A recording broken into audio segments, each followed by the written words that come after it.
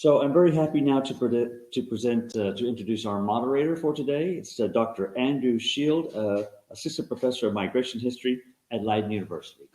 Andrew. Hello, thank you very much for that. So today the seminar is on queering the curriculum. I am, in addition to being a historian, also the head of the LGBT network at Leiden University, which is a proud member of WorkplacePride.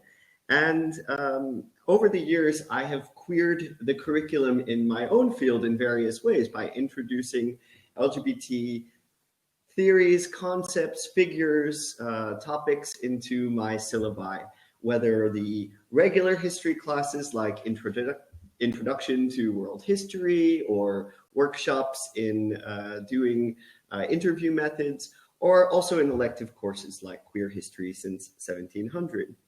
And inspired by discussions also about decolonizing the curriculum, discussions that were particularly prominent this summer alongside global movements and demonstrations for racial equality, we have organized today an interdisciplinary panel of scholars to talk about what queering the curriculum means to them in their fields, which are medicine, social science, and humanities. So, first, joining us on the line, we have Martine de Vries. Professor de Vries is a pediatrician and has the unique title of Professor of Normative Aspects of Medicine at Leiden University Medical Center, where she is also chair of LUMC Pride. She specializes in pediatric endocrinology and medical ethics. Second, by my side here, we have, come on in, Dr. Marie-Louise Janssen, who is a lecturer in gender and sexuality studies at University of Amsterdam's Department of Sociology, and where she specializes in research on sex work and human trafficking. And finally, joining us on the line, give a wave, Dr. Loy van Kessel is assistant professor within Leiden University's Center for Arts and Society, where he specializes in gender, sexuality, and literary cultures. So to get us started today, I have asked each of the panelists to share with us an anecdote about a time where perhaps you were a student, maybe it was early in your career for teaching, where you felt that a certain topic or reading or approach to a subject was heteronormative or cisgender normative and needed to be queered. And for you in the audience, if these terms, heteronormative, cisgender normative, or queering the curriculum are new for you, hopefully you'll get a better understanding in these answers. Professor de Vries, will you get us started? Yeah, of course. Well, thank you very much for inviting me, first of all. Yeah, I think I can give a very good anecdote on what you're talking about, which is not an anecdote on heteronormativity, but cisgender normativity in this case. So we have various lectures in our curriculum on diversity, especially male, female percentages of people studying medicine, becoming doctors. And in one of these lectures, which was a historical lecture, well, later on a student told me this, so this was a lecture by an historian, and she was talking about a physician, James Barry, who lived at the beginning of the 19th century and was a military surgeon in the British Army. He became really famous because he performed the first cesarean section in Africa. It was told in which both mother and child survived. So he's in the literature quite often, and especially in the literature on diversity in medicine, because after his death, it became clear that he was assigned female at birth. And as I said, this story is often told, but it's told as if Barry was a woman who pretended to be a man to be able to study medicine and to have male privileges. because at that time you were not able as a woman to study medicine and become a doctor. So Barry is often referred to in the literature as she. But in fact, Barry lived as a male his whole life. Even after he was retired, he wanted to be called he and him. And it's much more plausible that he was a trans man. But this is what often happened, that historians describe trans men as women who pretend to be men to have these male privileges. And that really adds to the image that transgenderism is a very recent phenomenon, and that's also how it is positioned now in the medical curriculum, like it's something new. And if you formulate, stories, and you describe them like this, you add to this picture that transgenderism is only a very recent phenomenon. So I thought. I was very happy that the student mentioned this to me, because I was able to talk to the lecturer afterwards, and she's going to do something about her lecture. So, but I think it's a good example of cisgender normativity we have. Great, thank you very much. Dr. Jansen, would you share your story? Yeah, thank you. Also, thank you for having me here in this office. Interesting example, what we just heard. So mine is more related to homonormativity. And actually, when I think of curriculum, I also think of not only the things we read, but also how we educate. So also, for example, lectures, but also interactions in class. But so this case that I would like to say is, as an example, is also lecture. So it was a lecture a few years ago. We had invited an American scholar, a sociologist, and he was explaining how gay marriage was becoming legalized in the US. So he explained the history as a kind of indeed a success story. And finally resulted in the legalization of gay marriage in 2015 in the States. So I thought that's, of course, a very interesting story, and within the context of the lecture, had historical narrative. I think it was a very insightful lecture.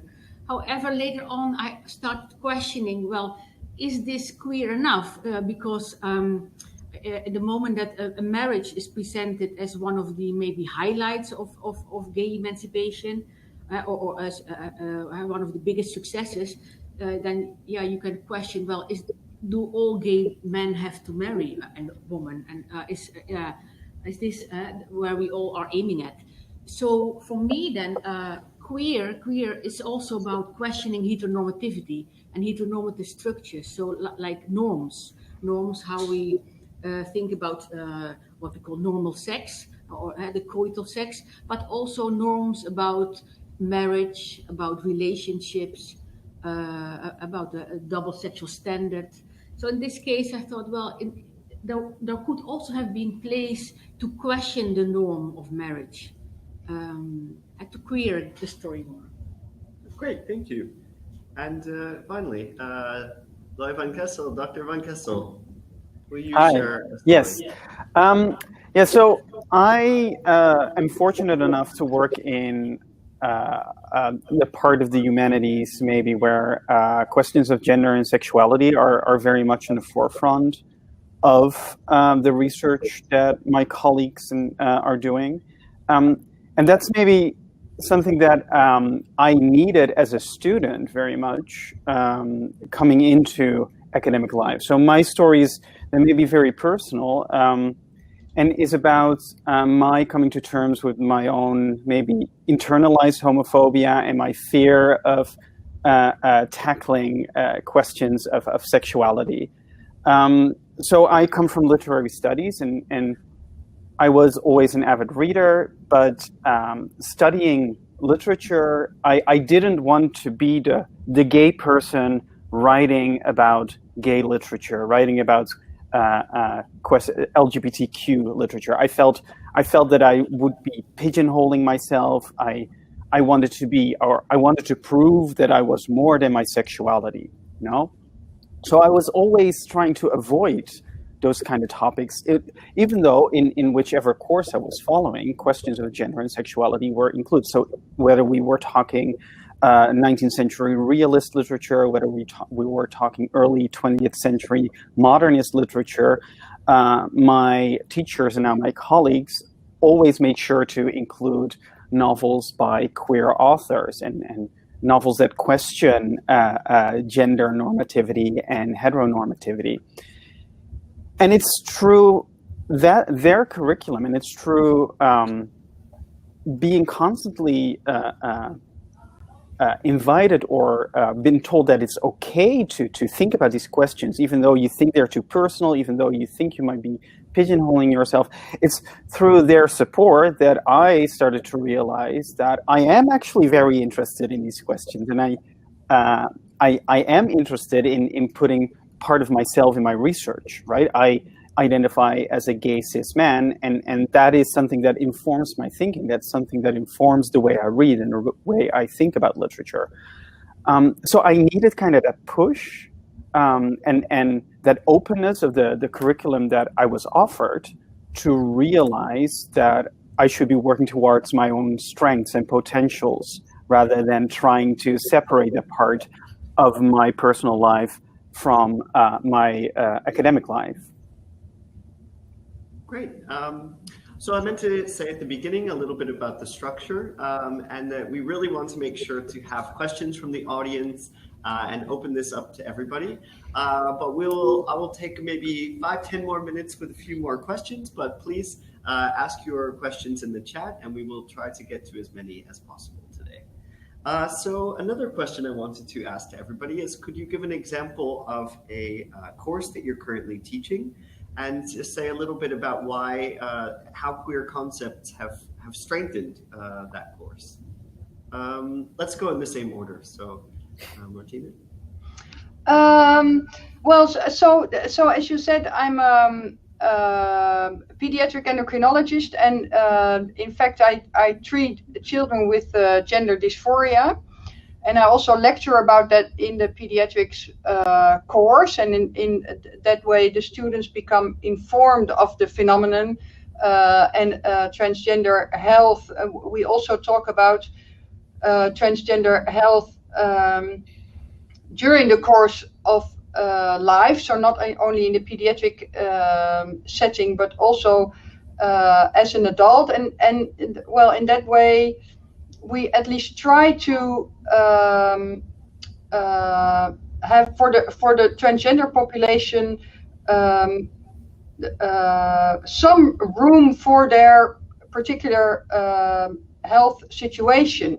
For the example, as we teach to general practitioners, we always inform them that trans men who still have a uterus need to be informed about cervical cancer screening, so a smear test. You know, these little things just to make them informed that it's not only cisgender normative or heteronormative in their practice. So, and we're also trying now in the multiple choice questions. So in medicine, almost all exams are a multiple choice, and what we try to do is and that's especially in the ethics courses I do, is to break through this heteronormative and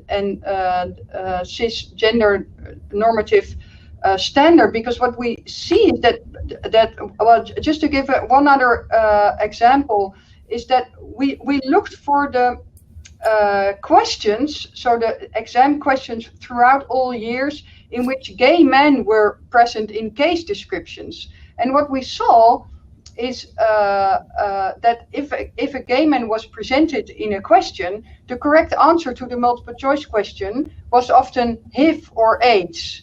So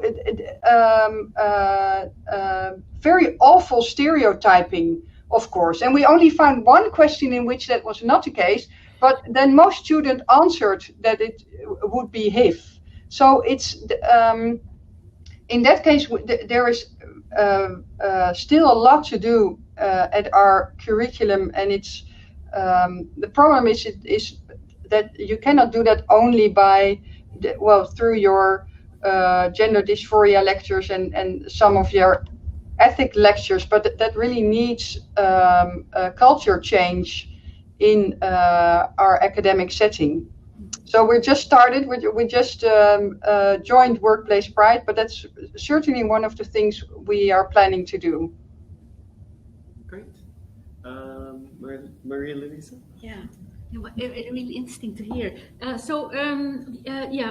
example that I would like to give is the summer school. Since many years, we have at the University of Amsterdam a summer school, which is called Introduction to Sexuality Studies, which I'm co-teaching with a colleague of mine. What's interesting is that it takes during 3 weeks, and we have every day we have class. So this means that we have a very nice situation to come to bonding and to have a continuity of talking to each other during 3 weeks, because it takes time to talk about sexuality and gender. And so while discussing, it is also a very interesting setting because it's a celebration of diversity in terms of race and gender and sexuality. So this also opens up possibilities about becoming acquainted with other systems of knowledge. At the UvA, we focus very much about Western, for example, binary gender and sex systems, while there are so many other systems outside of this form. So we have a celebration then of knowledge and exchange, and also I would say that this bonding, this you are really making a connection to the other.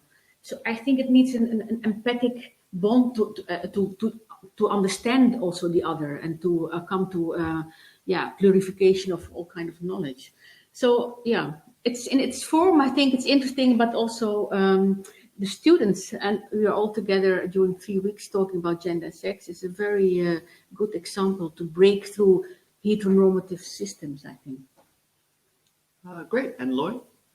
Yeah, so now I'm teaching in a lot of different programs here at Leiden University, often programs that have little to no education in terms of gender and sexuality. And I always try to incorporate not only the theoretical framing and conceptual work that I deal with in my own research and in my teaching at the Gender and Sexuality minor at Leiden University, but I also often try to incorporate pedagogical strategies that make students either feel comfortable with expressing any way that they feel like expressing themselves, or at least think about that the way they might express themselves and the way they might identify is not necessarily the only way that it's possible to identify. So when I teach, I always emphatically introduce myself by also mentioning my pronouns. And oftentimes, or sometimes, that will have the effect that non-binary and trans students in my lectures immediately recognize, okay, Loy is aware of the language around pronouns.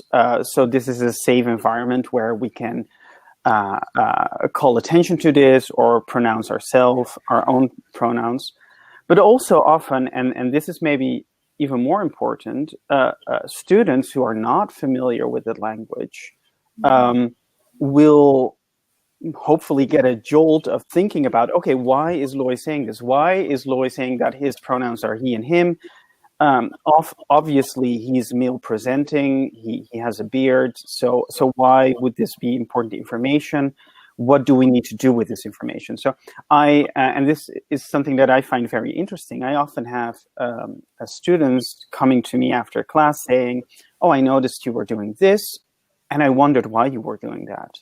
So it's an opportunity to also enter in a discussion with students who might not necessarily be very familiar with language around gender pronouns.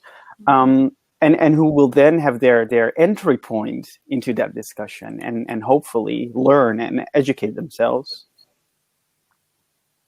Great.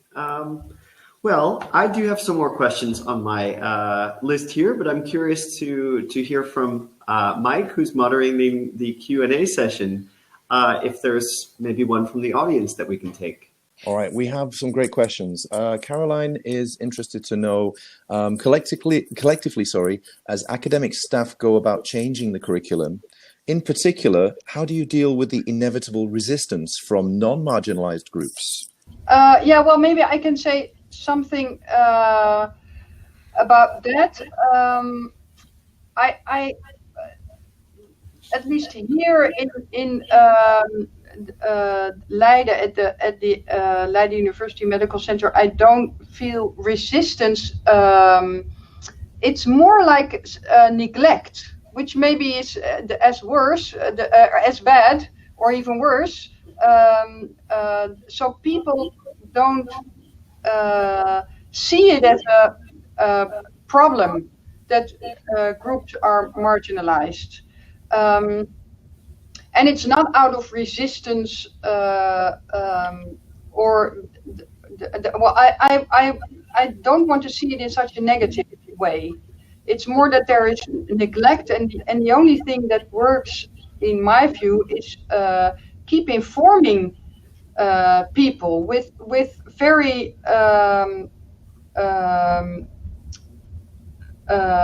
clear examples. Like, for example, in healthcare, where I'm working in, there is a lack in knowledge about the fact that there are more mental health problems in the LGBTI community.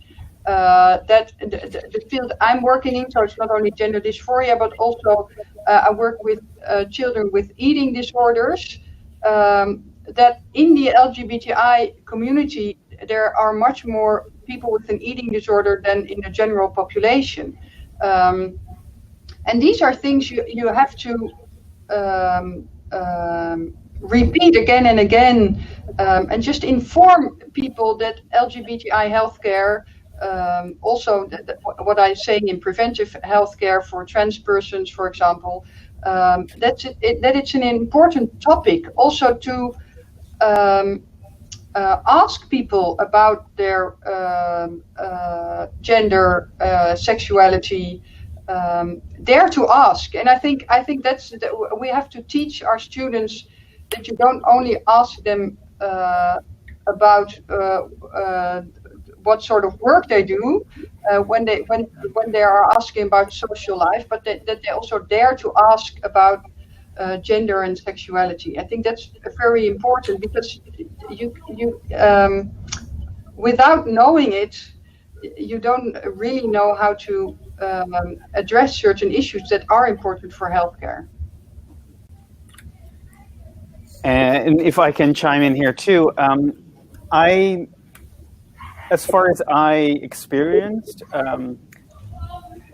the question is not so much a question necessarily of resistance, but a question of citational politics and culture. In the academic system, and especially in academic programs, you will always have the problem that what is in the curriculum falls way behind current developments in discourse and in narrative. Because programs want to teach the students the basics of a certain field, and often the basics in those fields are produced in decades ago when academia was much less diverse than it is nowadays. So the challenge is to find works, academic workbooks or articles that represent a much diverser group of academia that still teach the same basics to those students. And so that for our core curriculums, we don't have to rely always on those same, dead white straight men. But that's a challenge, and that is often a big part of the debate, because people will say, oh, how can we teach this concept to students if we're not reading the original material? And that is something that a discussion, a debate, a conversation that we need to have. How do we teach these concepts to students without necessarily relying on the old system or the old literature? So for me, I was thinking it's not so much resistance. However, I would more call it not taking it serious enough. And then specifically, for example, teaching sexuality many times is not seen as really a priority in comparison to, for example, talking more about politics, about state building. So I would say that's it's not really recognized as an important issue that should be dealt with within social sciences. Mm-hmm. So it's not, it may be a more implicit resistance. I'll just add, because one of my questions had been somewhat related, which was that, how would you respond to a colleague who was resistant and saying, are you going to tell me what to include on my syllabus? And that's not usually the case. At least in my case, I don't have enough power to really change what somebody would have to put on their syllabus. But I would just hope that the questions I ask would encourage them to rethink, as the other panelists said, about what they have. When I teach the history of sexuality, I'm relying on other more mainstream histories, whether that's a political history, a history of religion, of science, medicine and psychiatry, or of immigration, where I study. And so I hope that people who are doing the opposite will see the same, that if you are teaching a history of medicine class, you'll see how important it would be to include LGBT topics in that. Yes, so should we turn it again to, I'm not sure how many questions we have in the audience waiting, but I'm sure there's at least one more. So, Mike? Okay, can you hear me? Yes. All right, we have a great question at length from Renan, and he's been following a recent development in Brazil, which is towards neutralizing genders at school. And he says, since the Portuguese language is originated from Latin, everything is usually split between male or female forms of speech. And that includes even inanimate objects, doors, cars, table, etc. Unfortunately, social media is proving that society is not ready for a sudden change and transforming every single milestone in memes or jokes on social media. How do scholars believe that we can better tap into the issue of readiness of the broad society, he says, for the changes that we are proposing? It's a lot. It's a very long question. Big question. Yeah, big question indeed. Well, I think we can add to the first question. There is a lot of catching up to do. So again, when I'm talking from my perspective within the medical curriculum, as Roy was also saying, all our historic data about how the body functions, how diseases act in a certain body are all these data are white male data. So it's not only about gender and sexuality, it's also about sex and race. And we just have a lot of catching up to do. And I agree that I don't think it's possible just to put a new framework on everybody from above, but you have to start from the bottom. So we still have to gain a lot of knowledge and data from the LGBTI community, at least in my field of healthcare. And only if we truly have these data and stop rewriting the history, of course, as I mentioned in my first anecdote, then we can really teach it. And then I really feel that in the end it will be also in using pronouns, and it will all come, but you cannot put the framework on top of everybody from above, I feel. I think it also has to do with instilling in a wider audience the realization that culture and language are always changing, because a lot of what we see on social media is, of course, a mocking of a gender inclusive language, and people have to understand that language is always in flux. It's always moving. The way we spoke 100 years ago is far removed from how we speak today and the language that we use today.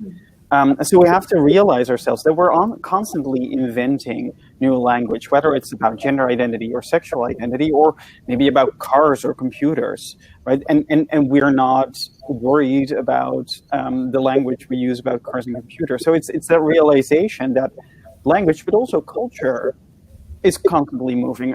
Something that I always like to tell in my classes or in conversation with people who ask, like, but what is the difference between gender and sex, for example, is I tell them, you know, it didn't used to be the way that pink was a color for girls and blue was a color for boys. Actually, in the 19th century and the early 20th century, those colors were often mixed, and magazines for young mothers would give the advice to let their sons wear pink, because that was a bold and bright and brave color, while a girl should be wearing blue because that was more demure and a softer color. It's only after the Second World War that those colors really got sedimented with a gender identity, that we immediately start to associate pink with girls and blue with boys. And making people realize that that wasn't always the case also make them realize that like cultural behavior and discourse around gender and sexuality is something that is learned, is culturally produced, and can change over time. And making people realize and accept that also makes them more open for including or learning new language around gender and sexuality. Yeah, very nice example. Actually, I think that's one of the best things, to question norms, to see how it becomes historically constructed. And that's also the same that I try to do in my classes, to see that this Eurocentric Western binary gender sex system is just one system, and is not always necessarily the norm. So therefore, I always try to include as much as possible in the curriculums empirical studies from outside European or Western context, to include also other norms and systems and ways of thinking, and these questioning these categories that we take so much for granted, such as this binary gender and sex system. And therefore, I think it really needs time to question these structures, because they are so deeply ingrained in our culture, and it's Western culture. It needs time and to open up and to really have the interest to know the other and other ways of thinking. In other cultures, maybe gender is not such an important thing. It's more maybe about race, for example, or citizenship. So it's very much being aware of what glasses we are wearing and how we try to understand the other. And the enormous diversity. Yeah. Great, thank you all. Let's take another question from the audience. Esther is talking about the querying of the curriculum and feels that it also needs a querying of data management. She often has to explain the difference between gender and sex, and often hears that people don't want to ask about gender because it's too complex. Is there anything we can do to facilitate this? I think, Martina, that could be closest to your field in terms of what you were bringing up before with the way data is reported in medicine. Yeah. So it's a very good question, and well, you know, the only thing that really works, I think, is just start doing it. So when I started as a pediatric endocrinologist, and we started with the gender dysphoria outward clinic here, I also had to learn to discuss these topics. But as you talk with children with gender dysphoria, you become very fast, you become so familiar with the language, what to say and what not to say. Of course, sometimes I still make mistakes, but we can laugh about it. You know, it's the, as was said before, it's the openness and the willingness from both sides, I think, to include it in a conversation. And I think we have to, I often think we have to start with the students who are students now. We teach them how to talk to patients, how to ask about medical history and whatsoever. And we have to teach them how to include this conversation also. And when you do it with everybody, then it's truly inclusive. So just do it, I would say. Yeah, and maybe I could say something about how to integrate a queer perspective in our research practices. And this comes already, I think, with if you're making a survey, we are so used as first question to ask, are you a man or a woman? Or the question, are you married, unmarried, or divorced? So these indexes might be important for certain research, but not necessarily for every kind of research. And maybe you would like to ask another kind of question, like, for example, do you have a migrant status, for example? So it's, I think, questioning the norms that we take for granted in for example, a survey, but also in an interview, to be aware what concepts we are using. I would say it's better to use more descriptive questions in an interview. How do you describe yourself, for example, or how would you call this and that? Then using certain concepts about like gender, for example, or sexuality in your research question. So constantly, I think, reflecting about your own norms. Lloyd, did you have anything on the data management question? Well, since I'm working in comparative literature, I fortunately have little to do with quantitative data because that's not my forte. But it is important to think indeed about how we frame our own research and how this particular questions that we ask. And it's often very easy to fall back onto normative structures of meaning making, the binary between male, female, gay, hetero. And you always have to think of yourself what falls outside of that binary.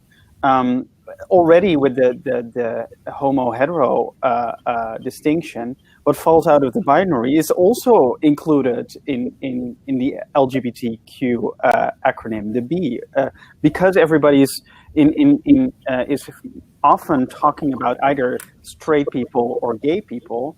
There is very little research and language done in terms of bisexuality. Bisexuality remains, I think, the most understudied aspect of the LGBTQ acronym, and that is very much so in the field of literary studies. And as far as my knowledge my knowledge on this field, it's in gender studies and sociology not particularly better. Well, these have been some great questions from the audience, so let's keep them coming. All right, next question is coming from Justin.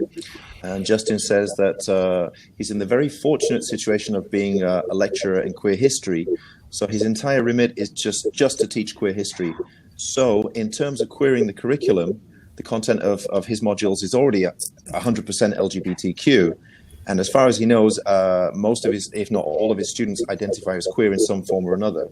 So Justin wonders what we mean, quote unquote, structurally in terms of queering the curriculum. What can we do in terms of teaching practice, assessment formats, and methods that go beyond content, inclusivity, and questioning assumptions? It's a great question, I think. Again, a very tall question. But of course, a part of, because I try to include mostly queer voices in my curriculum as well. But part of the work is not just to make sure that your own teaching program is up to snuff, but also to continue sustain conversations with your colleagues and talk with your colleagues about the examples in the text that they assign, even if it's a 17th century history, right? Instead of a course fully dedicated to queer history. I also think that what is important is that the work doesn't stop with just queering history or queering the curriculum. I think the work is to make the curriculum more inclusive towards not only LGBTQ persons, but also persons of color, persons with disabilities, first generation students. So when designing our curriculum, I think we need to take into account all those different aspects. Because you don't want to end up with, I think, a curriculum that assigns text from LGBTQ scholars, but they're only white, for example. So the work is, I think, more complex than just saying, oh, I will only assign a text about queer history. I will only assign text from queer scholars. I think we always have to take that larger picture into account when we design our curriculum. And as the question was asking also about moving beyond just how the curriculum, but how can you queer grading or other aspects, I think that you had a good example at the beginning of just introducing yourself on the first day and the ways that introductions with pronouns can create a different classroom environment that certain students had not experienced before, and that, you know, that's part of the process. As far as queering the grading practice, though, I'll have to think more about. That's a very good question. Did either of you have? Well, I would say maybe it's more about how they make their assignments by, for example, including certain groups that have been silenced for a long time, or including realities, writing about certain realities that has been silenced. So I would say that would be maybe more the creativity here also that could be used in grading. Yeah. But however, the criteria, I would say they stay the same. I don't know. But the assignments that you give also can have a different types of perspective. You know, the types of methods that you expect students to do for history, for example. Whether you're working from, you know, traditional archives, or if you're going to encourage students to do ethnographic work, oral histories, and that oral histories have a long feminist history. They come out of histories of marginalized groups who were not typically in the written archive in other ways. So, you know, kind of approaching the methods that students are going to learn as part of the class will also help with the overall effect. Yeah, very good point. Martina, did you have anything to add? Well, I'm mostly just totally agree with what you were saying, that again, in medicine, I think there is no representation at all, or at least there's only such a small representation, and there's still a lot of work to do. In the end, you could also say that lecturing queer history only with queer students is also not very inclusive. So why are there only queer students in your course? You know, and I think that's, as Loy was also saying, you know, diversity and openness needs to be in all directions. So I think there's a lot to do.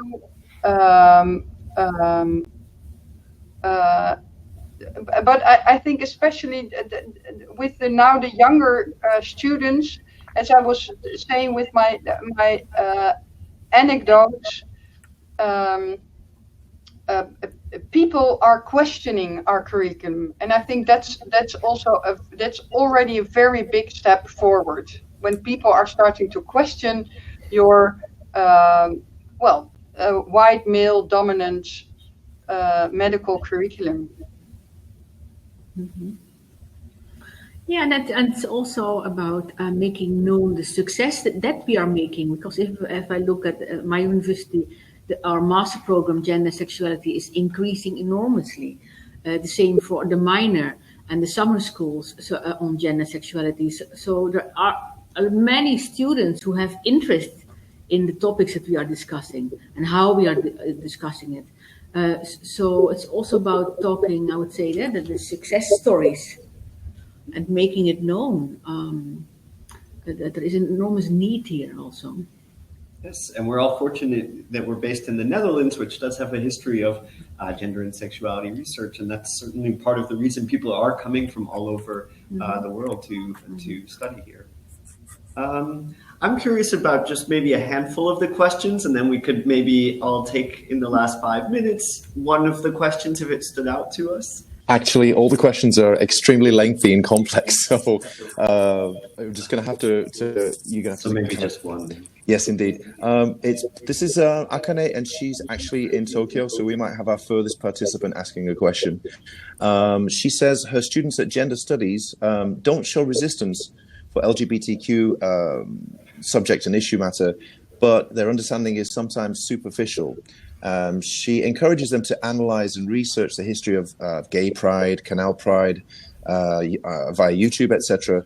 But she's interested to know from the panel, how do you collectively as academic staff deal with these kind of things? Very good question. Yeah, so I would say that needs more work to be done here to get more, to build more solidarity. And to build more gender sexuality centers around research and studies. And networking, yeah. So, I don't know, it could be better, I think. Networking between the academic staff, or between students and staff, or? Both, yeah, but also between different countries. Mm-hmm. How to reinforce each other, because we all have to deal with this, resistance here. It would be better, I think, to form more networks on academic level. Yeah. For me, something that came to mind was now that we have so much that has moved online, making sure that a lot of these resources that already are online are somehow made available to people, so that people working in areas that maybe don't have a queer history center or a gender studies center knows that they actually can go online and do incredible research projects as an undergraduate without having to just engage, superficially with these topics. So making sure, that we network and have consortiums of these information. Lloyd, Martina? Yeah, tied into that is showing your students that the immense diversity that there is in the LGBTQ community. People who identify as member of the LGBTQ community, of course, are not reducible to their position in the acronym. And so it is important to bring that wide diversity of narratives about gender and sexuality to your students, and show them that being queer means something wholly different for one community to another. So it's also bringing in a diversity in the types of story that can be told, that are told, to give your students a greater understanding of the complexity that sexual and gender identification has when it interacts with a lot of different other cultural positions. I certainly think that networking is very important, and to really learn from each other. Because I always thought, well, in my field, we have to give position to LGBTIQ healthcare, and then that's it. So it's like a technical thing. Just like that, the white skin is different from a black skin when you do dermatology, and you have to be inclusive there also, But it's much more than that. So it's also about having your students, that they feel that they're represented. It's much more fundamental only than what you teach in your curriculum. It's also, I saw some other questions about the way universities work with their human research management, for example, and that's also essential. it's not only about content of what you teach, but it's much more than that, and that also makes it very complex. I think that's certainly a good tie-in to Workplace Pride and the general mission here about LGBT inclusive workplaces. And so before we finish, were there any other final thoughts that any of our panelists wanted to share? Yeah, just shortly, I think it's important to show the implications of certain norms. And as long as we are having heteronormative structures at our universities, students will be subjected to discrimination and stigmatization and to be silenced. So I think there's a very important need here to queer our curriculum. I also think that one of the bigger challenges that we face is the opportunities to reach across the aisle, the opportunities to take your expertise and go to, for example, maybe a different faculty and say like, oh, I have this expertise, I know how to queer a curriculum, let's work on your curriculum. I see one of the questions by Jana van Geest, a law student at Leiden University, who is saying that they don't feel encouraged to adopt a queer lens. And even though I am not an expert in the field of law, I have tools to help law professors to queer their curriculum. So finding ways to reach across the aisle, reach across disciplines and faculty borders, I think would be an important next step into looking at the bigger picture, looking at the not just the curriculum of your own field, but the curricula of the university at large. Well, I just want to then close it off with a big thank you to Professor Martina de Vries, Marie-Louise Jansen, and Loy van Kessel. Thank you all for sharing your insights about queering the curriculum and participating here today. Before we sign off with this meeting, we do have a final message from Workplace Pride. So thank you all for joining us. Thank you very much, Andrew. Of course, we're trying to respect social distancing as much as possible here. So that was really interesting for me as a non-academic to hear some of the many issues that are still being dealt with. I think I can summarize it for many people that it's still a work in progress, but there's clearly a lot that's already being done. So thank you all again for participating in this webinar. A brief message for our members of Workplace Pride. Our annual members meeting will be on Thursday of this week, from 4 o'clock until 5:30, so that's the 26th of November. You will be receiving an invitation today to our annual members meeting, where we'll talk about everything that's happened this year, as well as what we're planning for next year. So thank you all very much again for tuning in to Workplace Pride in our studio here, and see you next time. Thank you.